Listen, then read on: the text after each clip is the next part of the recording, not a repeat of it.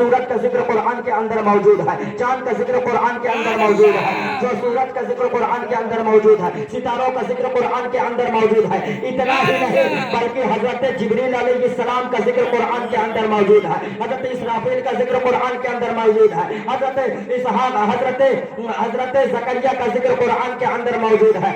حضرت آدم سے لے کر عیسیٰ روح اللہ تک جتنے نبی ہیں ان کا ذکر قرآن کے اندر موجود ہے۔ اب پتہ چلا کہ جنت کا ذکر قرآن کے اندر موجود ہے، دوزخ کا ذکر قرآن کے اندر موجود ہے، عرش کا ذکر قرآن کے اندر موجود ہے، میکائیل کا ذکر قرآن کے اندر موجود ہے، اسرافیل کا ذکر قرآن کے اندر موجود ہے، حضرت جبریل کا ذکر قرآن کے اندر موجود ہے، خدا کا ذکر قرآن کے اندر موجود ہے، نبیین کا ذکر قرآن کے اندر موجود ہے۔ اور میدان محشر کو چھوڑو، قبر کے اندر جو 3 سوال ہوں گے اس کا جواب بھی قرآن کے اندر موجود ہے۔ سبحان اللہ، سبحان اللہ۔ قبر کے اندر جو 3 سوال ہوں گے اس کا بھی جواب قرآن کے اندر موجود ہے۔ قیامت کا جو منظر ہوگا، قیامت کا ذکر بھی قرآن کے اندر موجود ہے، قیامت کا جو منظر ہوگا اس منظر کا ذکر بھی قرآن کے اندر موجود ہے۔ یعنی خدا کا جو یہ کلام ہے جو قرآن مقدس ہے اس میں پوری دنیا کا چرچا ہے، پوری کائنات کا ذکر قرآن کے اندر موجود ہے، عرش کا ذکر قرآن کے اندر، کل صراط کا ذکر قرآن کے اندر، لوح و قلم کا ذکر قرآن کے اندر، جنت کا ذکر قرآن کے اندر، دوزخ کا ذکر قرآن کے اندر، میزان رحمت کا ذکر قرآن کے اندر، آب زمزم کا ذکر قرآن کے اندر، حوض کوثر کا ذکر قرآن کے اندر، اور کل قیامت کے دن میدان محشر میں نفسی نفسی کا جو عالم ہوگا اس کا بھی ذکر قرآن کے اندر موجود ہے۔ یعنی قیامت کے منظر کا ذکر قرآن میں موجود ہے۔ اور دنیا کی جتنی کتابیں ہیں یہ ساری کتابیں قرآن کے آگے پھیل نظر ہوتی ہوئی نظر آتی ہے۔ وجہ یہ ہے کہ چاہے دنیا ہو چاہے میدان محشر کا معاملہ ہو، جب قرآن سے پوری کائنات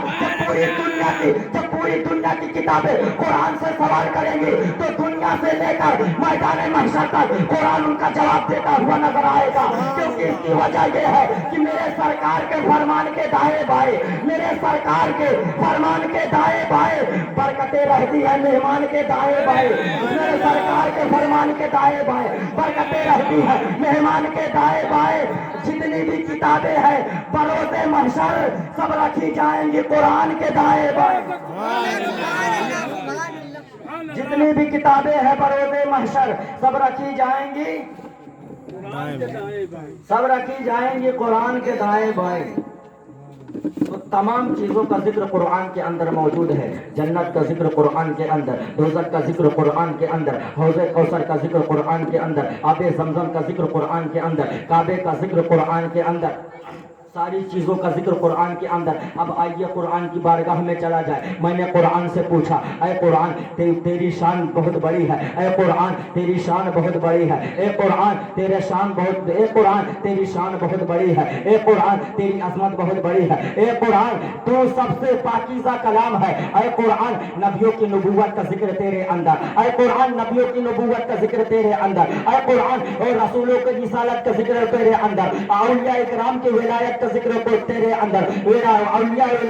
اکرام کی ولایت کا ذکر تیرے اندر، اقطاب کی قطبیت کا ذکر قرآن کے اندر، افضال کی بدلیت کا ذکر قرآن کے اندر، متقین کے تقوی کا ذکر قرآن کے اندر۔ اتنا ہی نہیں بلکہ آدم علیہ السلام، حضرت آدم کی آدمیت کا ذکر قرآن کے اندر موجود ہے، حضرت آدم کی آدمیت کا ذکر قرآن کے اندر، حضرت نوح کی شجاعت کا ذکر قرآن کے اندر، حضرت ابراہیم کی خلت کا ذکر قرآن کے اندر، حضرت اسماعیل کی وضع اثار کا ذکر قرآن کے اندر، حضرت یوسف کے جمال کا ذکر قرآن کے اندر، حضرت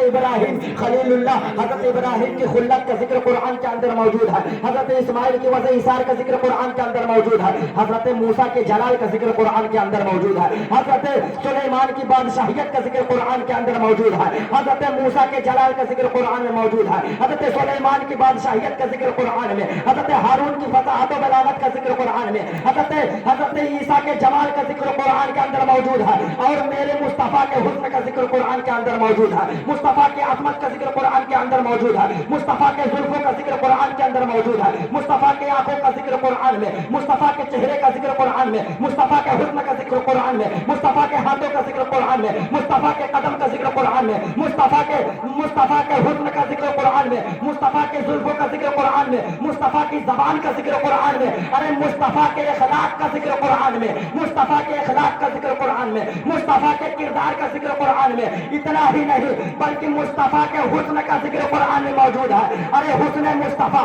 مصطفیٰ کا حسن وہ حسن ہے کہ حسن مصطفیٰ کو دیکھنے کے لیے یوسف بے قرار ہے، حسن مصطفیٰ کو دیکھنے کے لیے یوسف بے چین ہے، حسن مصطفیٰ کو دیکھنے کے لیے آدم دعا کرتے ہیں، حسن مصطفیٰ کو دیکھنے کے لیے آدم دعا کرتے ہیں، حسن مصطفیٰ کو دیکھنے کے لیے یوسف بے قرار ہے، یوسف بے چین ہے۔ ارے کیا حسن ہے اے سید ابرار تمہارا، کیا حسن ہے اے سید ابرار تمہارا، اللہ بھی ہے طالب دیدار۔ سبحان اللہ، سبحان اللہ، کیا حسن ہے اے سید ابرار تمہارا، اللہ بھی ہے طالب دیدار تمہارا، کہ وہ دید کے مشتاق نہ ہو حضرت یوسف، کیونکہ اللہ کا دیدار ہے دیدار تمہارا، سبحان اللہ، سبحان اللہ۔ کیونکہ اللہ کا دیدار ہے دیدار تمہارا۔ میرے عزیزو دوستو، نبیوں کی جماعت کا ذکر قرآن کے اندر موجود ہے، یعنی نبیین کا ذکر قرآن میں، صدیقین کا ذکر قرآن میں، شہداء کا ذکر قرآن میں، صالحین کا ذکر قرآن میں۔ اتنا ہی نہیں بلکہ صدیق اکبر کی صداقت کا ذکر قرآن میں موجود ہے،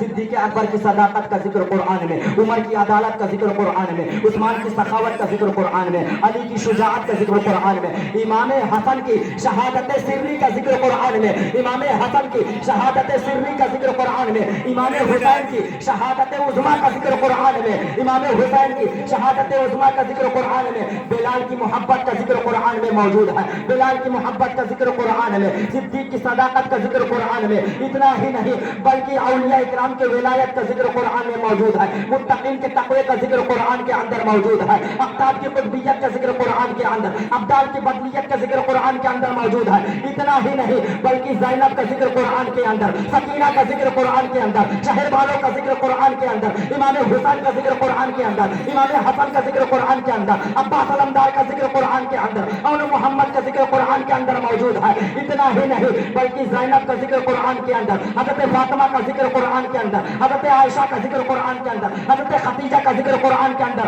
حضرت مریم کا ذکر قرآن کے اندر، حضرت میمونہ کا ذکر قرآن میں کے اندر، حضرت ام کلثوم کا ذکر قرآن کے اندر، حضرت خدیجہ کا ذکر قرآن کے اندر، حضرت زلیخا کا ذکر قرآن کے اندر، اور سلیمان علیہ السلام کی بادشاہیت کا ذکر قرآن کے اندر، اور بلقیس کا بھی ذکر قرآن کے اندر موجود ہے، اور مصطفیٰ کے جمال کا بھی ذکر قرآن کے اندر موجود ہے، مصطفیٰ کے جمال کا ذکر قرآن میں، مصطفیٰ کے کمال کا ذکر قرآن میں۔ شاعر کہتا ہے، کیا کہتا ہے؟ کیا ہے خدائے پاک کا فرمان دیکھ لے، کیا ہے خدائے پاک کا فرمان دیکھ لے، اے نجدی میرے مصطفیٰ کی ذرا شان دیکھ لے، اور دیدار مصطفیٰ کا جو چاہتا ہے تو جزدان سے نکال کے قرآن دیکھ لے۔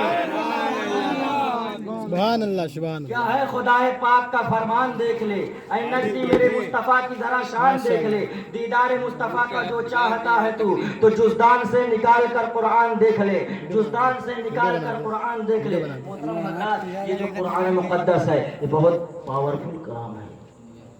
بہت پاکیزہ کلام ہے، اور بہت جلال والا تھا۔ اتنا جلال والا یہ قرآن شریف تھا کہ اگر اللہ تبارک و تعالیٰ اس کو اپنے محبوب پہ نازل نہ کرتا، محبوب پہ نازل کرنے سے پہلے اگر اللہ زمین پہ نازل کر دیتا تو زمین پھٹ جاتی۔ اتنا جلال والا قرآن تھا کہ اگر اللہ تبارک و تعالیٰ اس قرآن کو اگر زمین پہ نازل کرتا تو زمین پھٹ جاتی، آسمان پہ نازل کرتا تو آسمان کے دو ٹکڑے ہو جاتے۔ اگر اللہ تبارک و تعالیٰ اس قرآن کو پہاڑ پہ نازل کرتا، اس قرآن کو پہاڑ پہ نازل کرتا تو پہاڑ ریزہ ریزہ ہو جاتا۔ لیکن خدا کی عزت کی قسم، اللہ کا احسان ہے، اللہ کا کرم ہے کہ جب یہ قرآن مصطفیٰ پہ نہیں نازل ہوا تو جلال والا تھا، لیکن جب مصطفیٰ پہ نازل ہو گیا تو جمال والا بن گیا۔ مصطفیٰ پہ نازل ہوا تو جمال والا بن گیا، رحمت والا بن گیا، کمال والا بن گیا، خوبی والا بن گیا۔ اور ساتھ ہی ساتھ کیوں نہ اس کو یہ عظمت بخشی جائے، کیونکہ جو کتابوں میں جو افضل ہے اسے قرآن کہتے ہیں، کتابوں میں جو افضل ہے اسے قرآن کہتے ہیں، اتارا ہے اسے جس نے اسے رحمان کہتے ہیں۔ بسا لے اپنے سینے میں جو اس کے 30 پاروں کو، بسا لے اپنے سینے میں جو اس کے 30 پاروں کو، ارے زمانے بھر میں اس کو حافظ قرآن کہتے ہیں۔ سبحان اللہ، سبحان اللہ، سبحان گھر اللہ۔ والے گونگے ہیں کیا؟ سبحان اللہ نہیں بول رہے ہیں؟ لگتا تو ہے۔ سبحان اللہ آگے بلا لو، سمجھ کم آ رہا ہے۔ حافظ جی آگے بلا لو، کان میں تیل لا کے آیا کیجیے۔